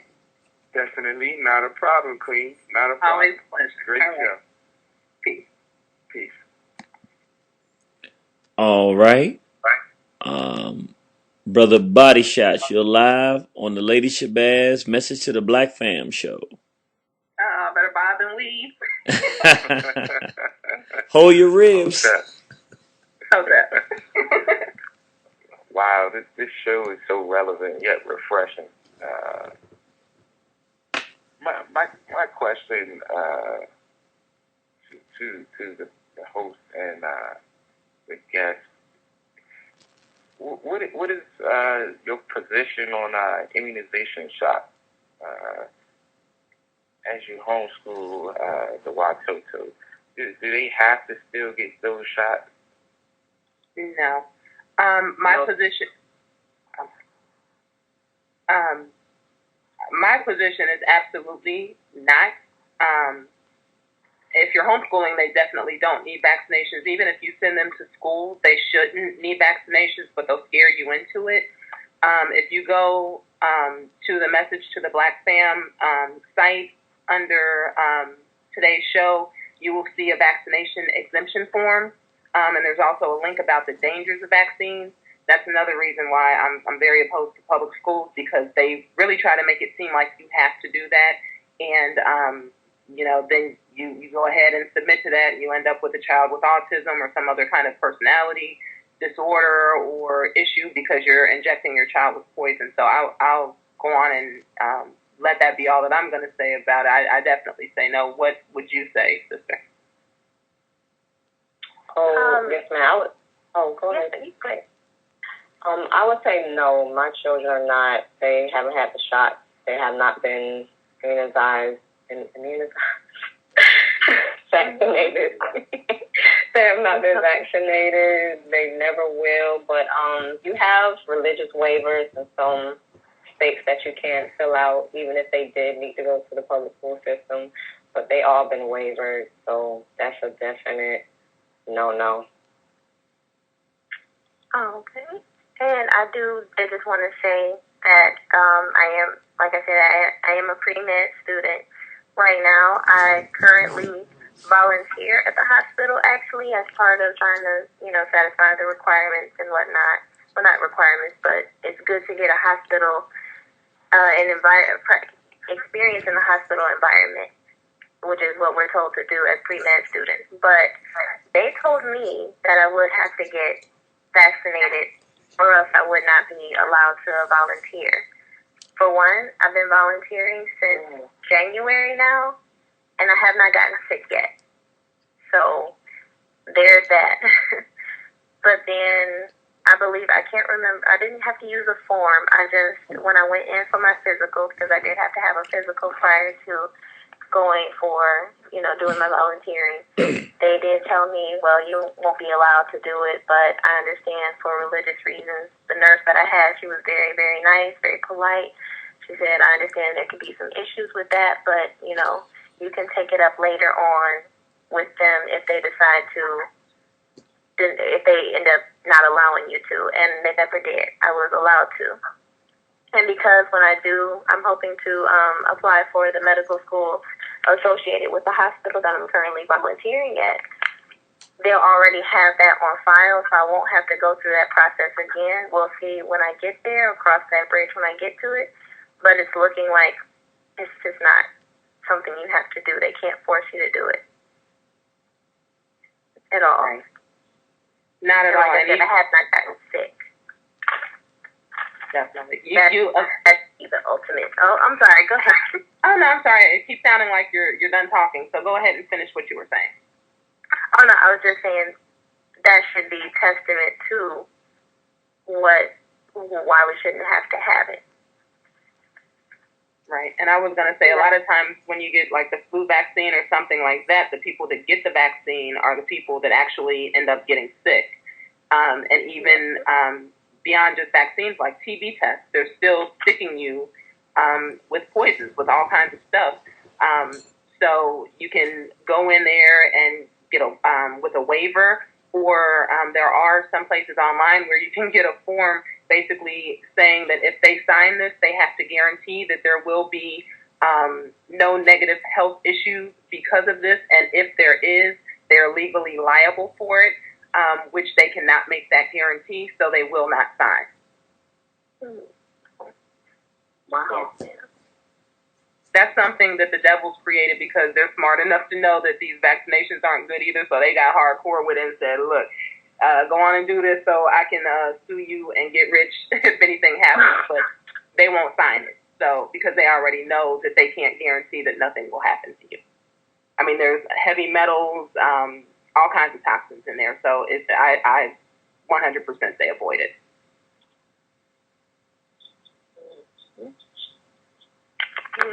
I like these sisters are holding the line. Thank you. So let me get this straight. When you homeschool your child, you don't have to get a prescription for Adderall or Ritalin or no Schedule II narcotic. Goodness gracious. No. What is an Adderall? But no, sir. Is that the ADHD medication? Yes, ma'am. Adderall and Ritalin? Now, I know people at my college were taking those. They were taking them because they said it helps them study for exams, but I've never taken anything like that. No, sir. That's called a NAP or a BELT. That's what we do. No, sir. Wow. You know, I'm really inspired by this. My wife Toto, she's 2 years old, and we just put her in early learning development center, and all her classmates are blue-eyed devils. And before we sent her, she was so vibrant and so advanced. Her learning curve was out of this world. And the first week she was in there, when I picked her up, she would come home and sit on the floor and dig at her nose. Mm-hmm. Well, I mean, they learn early, and it doesn't take long. Remember that black doll, white doll test. I mean, it doesn't take long, especially being submerged in white people, that you start to internalize it. You know, I didn't grow up around a lot of white children. I spent a lot of time around older white women, senior citizens, and around some children too. But, you know, it definitely has an effect, and it doesn't take you long to start to feel that you're not good enough, that you're an outcast, that there's something wrong with you, and it's obviously because of the color of your skin, which is something you can't change. So you're stuck, and you start to feel inferior, and again, that self-hate starts to creep in. And I remember Juanza Kunjufu had said, especially for black boys, by third grade, it's kind of a wrap. They start a decline. They enter school, and they're happy and vibrant and gifted, and then they start to withdraw more and more, and by third grade, good luck. It sounds like, brother, that your daughter, at 2 years old, that she's not really responding well to that situation, that she's being dumbed down, that she's not responding. You have no idea what's going on, in the class, in the school. You're not there. My daughter, I believe she was going to pre-K. This was an Islamic center at 4 years old, I believe. The teacher told her that black was bad and white was good. So my daughter comes home and tells me, I'm like, what were y'all talking about? I'm glad she told me, and so she got out of there. So we never know what's going on when we're not there. I'm sorry. I gotta ask this question. And I don't make it a habit to jump in, but I'm just. Are you saying that this was a Muslim school, and even at the Muslim school, the Muslim teacher did that to your daughter? Yes, sir. This was at like a Islamic center, and she was like I hate to say like a white Arab, because at the time before she had like a black teacher, but she resigned, and then this teacher told her this.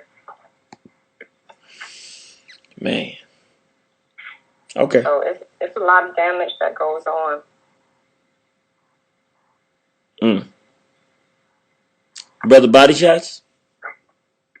I just had one more thing, a comment and I got two comments. One is the whole socialism bit. It would seem to me that a child that is homeschooled, that's going to museums and different venues and is out of the house and not required to sit in school for 8 hours, that they would be more social or be more socialized than those that sit in the classroom with one teacher. And I'm sorry.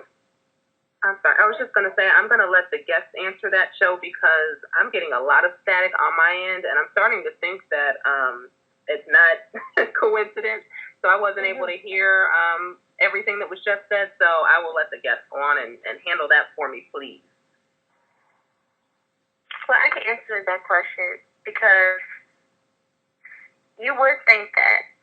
However, because you're not often having, sitting for going for long periods of time, talking to people who are not your family members, it can be hard when you actually have to get out there and try to deal with people who are, like I said, not your family members, because you just don't know what to say.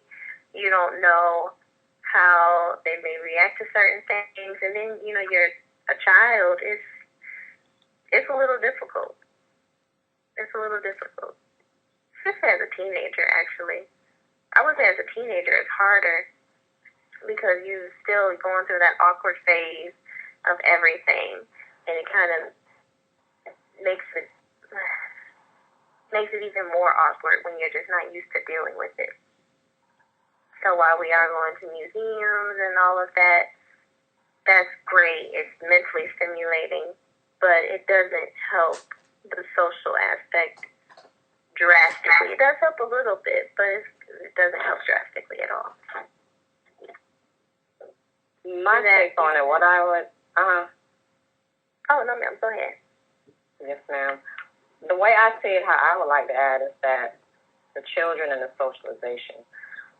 I mean, that's the worst thing that they get in school is the socialization with people of the same age, their peers of the same age. Like the brother said, his daughter came home and just wanted to sit down and pick her nose. I mean, maybe that's what the other children were doing, and maybe she's more advanced than that. So, I mean, our children come home and they want to do what everyone else is doing, but then again, they say they're different and they're their own person. But when you're homeschooling your children, you do need to socialize them with the right people. You get to choose them, put them in the right situation, put them around, like people, your mosque, your church, whatever, whoever you would like them to socialize with, not just anyone that's of any type of influence. So I don't really see the public school or private school, whatever, as a good socialization tool. That's the main reason why I don't want them in there. But they do have other opportunities to socialize with people of all age groups and adults. So you just can't keep them in a box or keep them at home or just keep them to your family and to yourself. They do need to get out there and see the world. So it depends on how you look at it, but socialization in the public school it can be a horrible thing if we just look and see what's going on. Now they're pushing the gay agenda and the violence and everything else. I can run it down. So. Yeah. That's that. Definitely. I mean, as far as socialization goes, I know, when you send them to school to learn to socialize, the main thing they're going to learn how to do is lie. And for a little girl, the main thing that they're going to learn is how to be boy crazy. I was in love by kindergarten. Me too. Yes, I was in love. So, when you talk, like she said, when you talk about socialization, it's not always a good thing by any means. I don't know how many of my friends that I went to school with were really a positive influence on me. Usually I was like the positive influence because I was a nerd. I didn't do anything. I didn't go out. I go, if I went to a party, I'd bring a book and everybody be there dancing and I'd be reading a book. So I was like the oddball. But unless you have that kind of, just, I don't want to say strength of character, but unless you're not afraid to just do your own thing, the influence at a public school is not going to be good. Even in preschool, it's not going to be good. Mm-hmm. Yes, man. I mean, because of preschool age, oh my gosh. I mean, my son was playing outside. The little girl, I don't even know if I can say on the radio what she told my son she was going to make him do. I was like, she's 4 years old. And he don't go to school. So I can imagine if they bombarded with all these, crazy people and the enemy's children, and that's what you want to throw your children in and socialize with. You don't know what they're doing at home, what their parents are doing with them, what they're watching. what they're eating, what effect that's having on their brain. I'm sorry. I know this is probably a direct question, but what did the young lady tell your son? She said, I don't know, he was doing something to her. I know that she didn't like. I don't know. He wouldn't let her hold up. Like she said, I'm going to put your head in my private, something like that. So that your head in the private. I was like, what? I was like, no. I never tell my children like you don't play with this. No, you don't play with her no more. Stay away from her. God. There was a story that I heard, and I wish maybe I can find it online at some point. But there was a school where I guess the teacher was not properly supervising her children, and maybe she left the room or something like that. And for months, they said that some of the children were showing each other their genitals, and some were kissing them. And parents did not know, and I think this was elementary school, like early elementary school, that this was going on. I mean, they're buck wild. It's not the same as when we were children, and that's what we have to remember. With as much as we went through with our teachers and that drama, it's so much different now. Children are off the hook because of everything they're exposed to at home. They don't have good parents. This is after the crack generation. This is, they might be getting raised by their grandmother, but their grandmother is only 25 years old, So they don't have that kind of discipline and morality that we grew up in. It's amazing what these children know and what they do. So I'd be very careful. Socialization would be the least of my concerns. As a matter of fact, I heard somebody say it's not about socialization, it's about civilization. Right. The school that you're talking about, I know this happened at a school right over here in Southeast Washington, D.C., and it was national news. They were actually doing that in the classroom, and they were doing it in the auditorium as well. These were elementary school youth doing everything you can possibly name. So it's definitely going on in the elementary schools. Definitely. Brother Body Shots? My last question. Every exchange that we have with these toothless peckerwoods is warfare. It is battle. My question comes from my own personal experience because I know that the state has files with me at least since I was 13. And this is coming out of the public school system. A lot of times what we don't realize is that our children's intellect, their capacity is being pushed beyond the school into independent and government agencies to review the documents that they put out. So they're able to pretty much scout our best and brightest.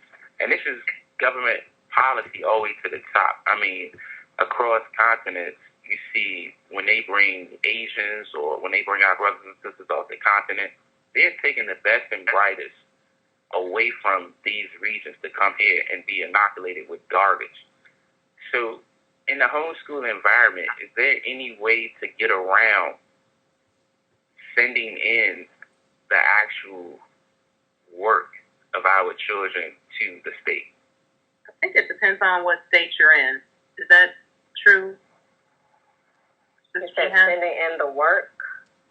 Yeah, I think some states you have to send in work and test for reviews, but that's just state by state. That's not necessarily every state, right? Yeah, yes, ma'am. It depends on your state. Some states, like New Jersey, you're on your own. You don't even have to tell them that you're homeschooling. You're just on your own. Some you have to take a state-mandated test and tell what books you're using. Like my state, for example, I don't have to test them if I don't want to. I just get them evaluated by a friend who's a teacher, and she writes up that they're doing well and they're excelling, and that's that. New York is very strict, I know, for instance, along with other states. And even if you did have to send in work, you know how we always heard back in the day, these shady record companies would have 2 sets of books. You can have 2 sets of work if you need to. I like that. Any other questions? No, I'm signing out. Sounds good. Thank you for calling in. All right, we see you on the battlefield, brother. Who is this beautiful young lady calling up the line and want to call in and contribute to this conversation? Peace, sisters. How you doing? Peace, Sister Necessary. This is a great show. I'm extremely proud of you, sis. This is one of my first chances getting a call into your program, but this is extremely great. So I'm really proud of the work you're doing so far on the Warren Horizon radio station. So I just wanted to state that first. Thank you. Thank you. And to your guests, thank you so much for taking the time out to be with us this evening and provide this extraordinary information with us. I have a 10-month-old, actually Jeannie and I have a 10-month-old daughter, and, we've been talking about what are we going to do when she gets of age to, quote-unquote, go to school. And, the more and more I hear stories, like some of the stories you all are talking about tonight, it's becoming more and more evident that we're more than likely going to have to homeschool. It's not even an option. Excuse me. She wants to talk in the background. It's not even a real option. So one of my questions, or pretty much my only question, and forgive me if you already covered this at some point today, but I was curious in terms of economics, with the economy the way it is, how was it difficult?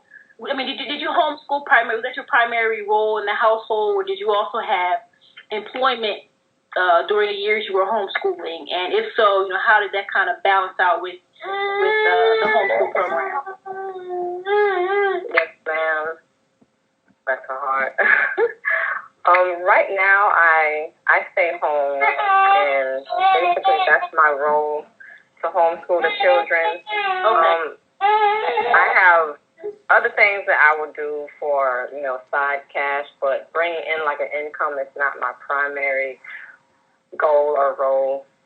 I primarily homeschool the children throughout the day and stay home. Excuse me. But you can have times, where you are creative and find ways to make money. Like, making money is not always going on a job and making money. So you just find your talents and find ways. Maybe you have to tutor children or watch other children, or if you're crafty, or like Sister Shabazz sells jams or something. Do something. We sell ice for Eskimo. It's always a way to make a way. Yes, I hope that answers your question. But as far as like if you need to buy any books or curriculums or anything, those are inexpensive. Can be at the Dollar Tree, Goodwill, garage sales, like the book sales through the school boards and things like that. And I believe most of the people I know who homeschool are pretty much stay-at-home moms, and that's the primary thing that they do. But I do know some people who, instead of sending their children to school, they will have like a grandmother or a relative that can be trusted to watch the children, basically babysit them during the day, and then they'll do their studies on nights, weekends, holidays, because it's not going to take, hours and hours and hours to do most of the stuff. I know at the University of Islam, at least under the Honorable Elijah Muhammad, the girls went to school in the morning and the boys went to school at night or in the afternoon, and vice versa. So it was only like 3 or 4 hours that they were doing anyway.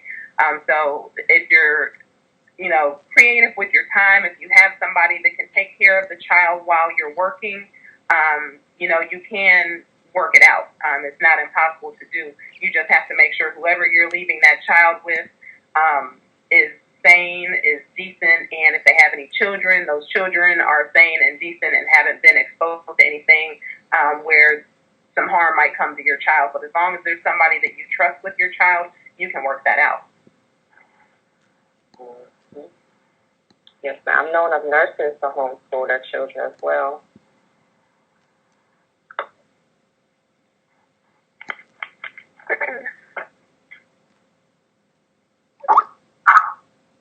All right. The sister says thank you. She has the baby screaming in the background, so she asked to be muted. But she said thank you very much for that answer. I have a quick question. I know we only got 9 minutes left, and I don't actually. It's probably a long answer, but I want to ask this question because it's been eating at me the whole program. We're not Muslim, but I'm listening to everything that you're saying, and somewhere in my mind, we would be considered, I guess, black nationalists. We call ourselves Haitianists, but at any rate, I'm sitting here going, I would want my child to be educated in the same or similar environment that you all are speaking of. And the question I have, because I think it's I don't know if there's an answer or I don't know what the answer is, but for black Muslims of the most honorable Elijah Muhammad ilk that are pro-black, anti-white, and for black progressive, decent, moral living and progress, and for black nationalists who have decency and share the principles of our ancestors, and anti-white as well, anti-white supremacy.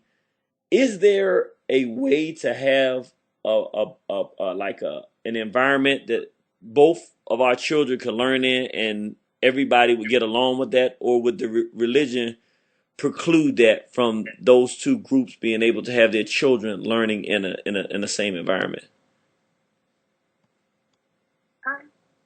I think it depends on who you join up with, as to what kind of religious curriculum they're getting, if they could do that at another time at home or not. But, as we've discussed several times, there's a lot of parallels between the Nation of Islam theology and some of the things that the nationalists believe, especially people who study ancient Kemet. A lot of times we don't know that. I certainly didn't know how similar they were. So I'd say, there are homeschooling networks and groups of people who homeschool, and there are still some Nation of Islam schools left in some cities. So I think it would just be finding some people who are doing that and just talking to them about your concerns and seeing if you can work it out. I'm sure, at this point, we're all trying to do the best we can, and we're trying to network and unify as much as we can. So, that may be something that could be worked on. What would you say, Sister Chance? Yes, ma'am. I would say the same. It depends. I mean, even if it's not like a school, there are homeschool co-ops that they do get together and go on field trips and do activities and do certain things. Okay. It just depends on what a stickler you are that you don't want and what you want. There are a lot of people that have started schools in the nation that go under different names, not necessarily MUI, and they have like a black curriculum, it's like black centered. So it's out there. It just depends on what you need and what you're looking for. But it is possible, with the right people and you're working together in unity. There are people that will come to our schools that aren't necessarily Islamic. So, I mean, it can be done. And I think you answered my question when you said the homeschool people can have a co-op, which means the parents would all come together and take their children to places together. So it would alleviate any of that I was talking about. So it would be a matter of people, I guess, organizing their different homeschool groups and being part of the same co-op. Yes, that's very vital and necessary that all the black homeschoolers come together and put all differences aside and teach the children the culture and just get us used to each other so we don't have to go into other Christian organizations, and because they have their things up and running. We don't need to be running into them and trying to get in, where we don't fit in and where we're not wanted. We have to build something of our own. Yes, ma'am. Well, we have one last caller, and we got like 5 minutes. Would you like me to take this last call? Yes, we can take the last call, but I also did want to just mention that, besides the Nation of Islam, a lot of times I think people in the NGE, or some call themselves 5%ers, depending on, how they want to label themselves, they do homeschooling too. So we can't forget about that, because, as long as they're not, engaging in any negative behaviors, that's a good resource as well. Okay. All right, our brother from the southbound lane, trying to get our people free, Brother Louis Ali. Peace and blessings, family. I heard most of the show, just listening and tuning in. Love the show, sis. Enjoying y'all thoroughly. Thank you. Peace, and thank you for calling in. I appreciate it. Love hearing from you. Yes, ma'am. All right. All right. Well, I guess that just about does it for tonight. I thank everybody that called in with questions and comments. I love having productive shows, and it definitely seems like this one was productive. Just want to let everybody know, if you haven't had enough of me running my mouth yet, I'm going to be a guest on the War on the Horizon show with Brother Genie on Monday. His show is the same time, 7 o'clock. And I think that it's going to be a lot of fun. Brother Genie is hilarious. So if you haven't had enough of me running my mouth now, you can listen then. And then the following week, because the show is every 2 weeks, I will be doing another show, and it will be on how Black men can regain our respect. So that's going to be a very hard show for me to do because I don't really like speaking negatively about Black men at all. I think that they get enough of that.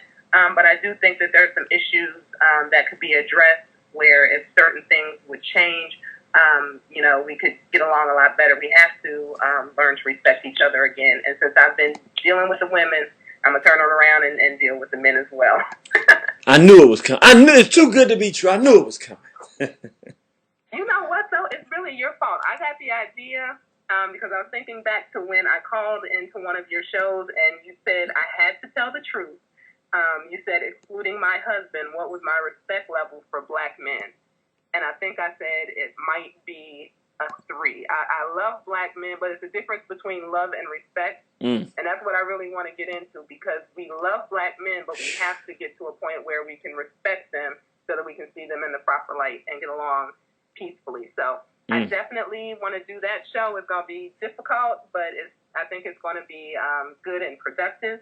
And then also, Brother DJ is coming up next. He has a show from 9 to 11. So I would definitely stay tuned for that. All right. Well, is that it? Well, thank you. What's that? Oh, I'm waiting. You wrapping up? Oh, yes, sir. I was going to thank you for running the show and thank everybody, like I said, who called in. And we will see you Monday. All right. So stay tuned, brothers and sisters. Right next comes the Cypher with Brother DJ and Brother Kemet at 9 o'clock right after this song. So stay tuned, listen in, and we will see you on the battlefield. I'm living on the go, body nearly full of cold. Booker T, look at me, trying to find unity. The only way to good and grow is if we combine. State after state, that's a crazy line.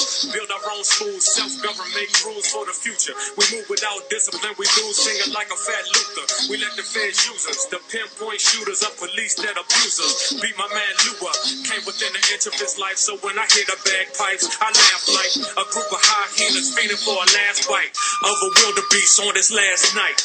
Mama said don't play in the sun too long. She even had CJ Walker's new clone. Papa used to perm his hair, brainwashed, but his seeds here for warfare, yeah. Mama said don't play in the sun too long. She even had CJ Walker's new clone. Papa used to perm his hair, brainwashed, but his seeds here for warfare. I keep a Teflon exterior. Life never worries me, even when I face soul crushing adversity. Blindfolded slaves used to box for the masters, beat each other to a pulp way before cash. Maybe that's why black males lie caskets. Black on black crimes up way beyond average. Insult, shoulder bumps, make us unload the pump. Hyper too sensitive, man, we gotta toughen up. Slow shoulders, slouchy, sleepy. That's the way they see us. Controllable through the TV. A joke like Medea. Physically they freed us. Trophied out minds fed us liquor and reefer.